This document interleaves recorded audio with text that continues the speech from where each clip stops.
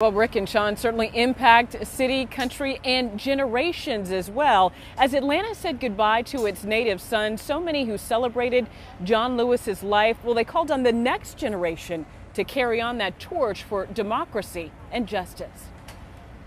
History must be written in such a fashion that it lifts up truly the spirit of the John Lewises of the world.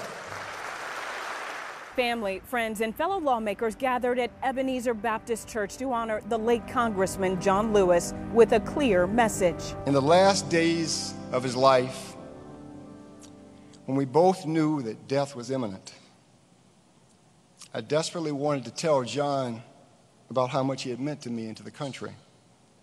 But in a solemn moment, he pulled me closer and he whispered, "Everyone has to vote in November.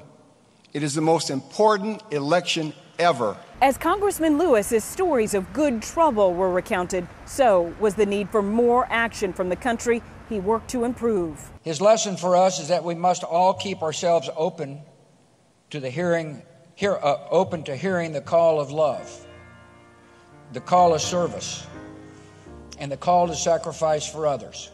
A life well lived, now mourned by those still fighting for equality. But even in the last weeks of his life, John Lewis stood in solidarity with young activists now fighting for equality on another front, police reform. He could not have been prouder to see this new generation of activists standing up for freedom and equality. John made a decision on the kind of life he was going to live.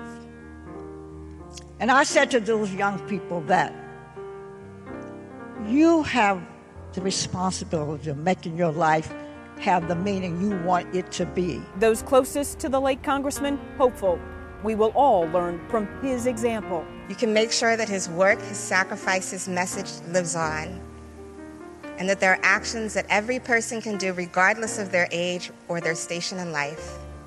Be kind, be mindful, recognize the dignity and the worth of every human being. Be the best version of yourself. Be informed, stay engaged, even though the work is hard. And if you are of age and eligible for the love of God, please vote.